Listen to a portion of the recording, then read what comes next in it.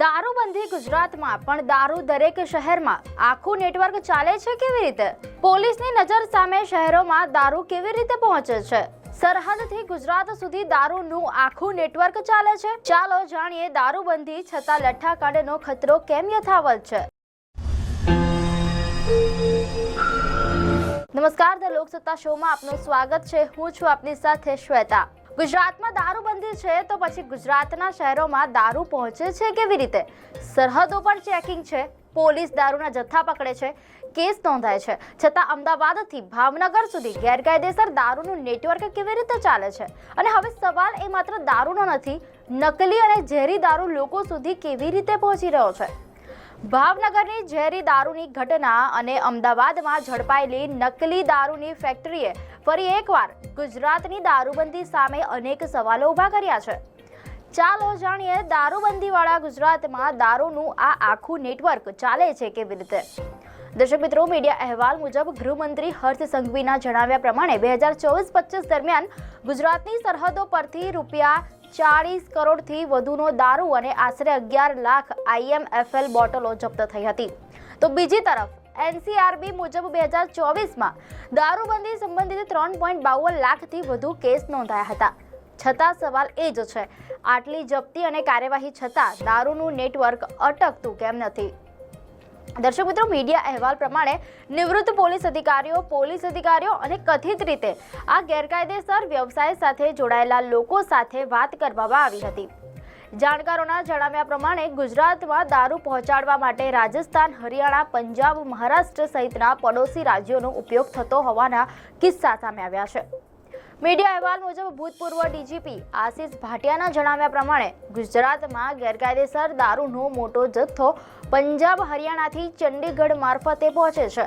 સરહદોની નાકાબંધીના કારણે રાજસ્થાન અને મધ્યપ્રદેશ જોડાયેલા રસ્તાઓનો ઉપયોગ થતો હોવાનો દાવો પણ કરવામાં આવ્યો છે. તો નિવૃત્ત ડીએસપી RK પટેલે સાંચોર, ગોધરા, છોટાઉદેપુર અને સામરજી જેવા વિસ્તારોનો ઉલ્લેખ કર્યો છે. દારૂની હેરાફેરીમાં માત્ર રસ્તો જ નહીં, ટ્રાન્સપોર્ટ દસ્તાવેજોમાં પણ છેડછાડ થતી હોવાના કિસ્સા સામે આવ્યા છે. RK પટેલના જણાવ્યા પ્રમાણે એક વખત IMFLનો જથ્થો લસણની બોરીઓ નીચે છુપાવીને ટ્રકમાં લાવવામાં આવ્યો હતો. નેટવર્કમાં કામચલાઉ મોબાઈલ નંબર, પાયલટ વાહન અને રસ્તામાં ડ્રાઈવર બદલવાની રીતોનો ઉપયોગ થતો હોવાના દાવા પણ છે. દર્શક મિત્રો, હવે માની લો કે દારૂનો મોટો જથ્થો અમદાવાદ જેવા શહેર સુધી પહોંચી ગયો, તો પછી શું? અહીં શરૂ થાય છે નેટવર્કનો બીજો તબક્કો. દારૂના મોટા જથ્થાની કટિંગ કરવામાં આવે છે, એટલે કે તેને નાના ભાગોમાં વહેંચવામાં આવે છે અને ત્યારબાદ જથ્થો હોલસેલર સુધી પહોંચે છે અને ત્યાંથી નાના રિટેલરો સુધી જાય છે. આ હેરફેર માટે મોટી ગાડીઓથી લઈને એક્ટિવા જેવા 2 વ્હીલરનો ઉપયોગ થતો હોવાના પણ દાવા કરવામાં આવ્યા છે. એટલે કે સરહદ પારથી આવેલો એક મોટો જથ્થો ધીમે ધીમે શહેરની નાની ગલીઓ સુધી પહોંચી જાય છે. આ આખા નેટવર્કમાં સૌથી ગંભીર આરોપ એ પોલીસની સંડોવણીને લઈને છે. અહેવાલ મુજબ કેટલાક નિવૃત્ત પોલીસ અધિકારીઓએ આરોપ મૂક્યો છે કે પોલીસની મદદ અથવા તો આંખ આડા કાન વિના આટલો મોટો ગેરકાયદેસર દારૂનો વેપાર ચાલવો મુશ્કેલ છે. એક નિવૃત્ત અધિકારીએ પોલીસ સહયોગ વિના દારૂની ટ્રક અમદાવાદ પહોંચવી મુશ્કેલ હોવાનો દાવો કર્યો હતો. જો કે આ એકમાત્ર આરોપો છે. સરકાર દ્વારા આવા આરોપોની તપાસ માટે સ્ટેટ મોનિટરિંગ સેલને છૂટો દોર અપાયો છે, પરંતુ નેટવર્કની કહાની અહીં પૂરી થતી નથી. દારૂ બનાવતી ડિસ્ટિલરીઓ અંગે પણ સવાલો ઊભા થયા છે. આશિષ ભાટિયાના જણાવ્યા પ્રમાણે ભૂતકાળમાં એવા કિસ્સા સામે આવ્યા છે જેમાં ડિસ્ટિલરીમાંથી દારૂની આખી બેચ ચોરી અથવા ડાયવર્ટ કરવામાં આવી હોય અને એક્સાઇઝ ડ્યુટી ટાળીને તેને ગુજરાત તરફ મોકલવામાં આવ્યો હોય. એટલે કે સપ્લાય ચેઇન લાંબી છે. ડિસ્ટિલરીથી ટ્રાન્સપોર્ટથી સરહદ, સરહદથી હોલસેલર અને ત્યારબાદ રિટેલર સુધી. અને હવે સૌથી ચોંકાવનારી વાત, ગુજરાતમાં જ નકલી દારૂ તૈયાર થતો હોવાના કિસ્સા સામે આવ્યા છે. અમદાવાદના નિકોલમાં મોંઘી દારૂની બોટલમાં પાણી ભેળવી ફરી સીલ કરવાની ફેક્ટરી ઝડપાઈ હતી.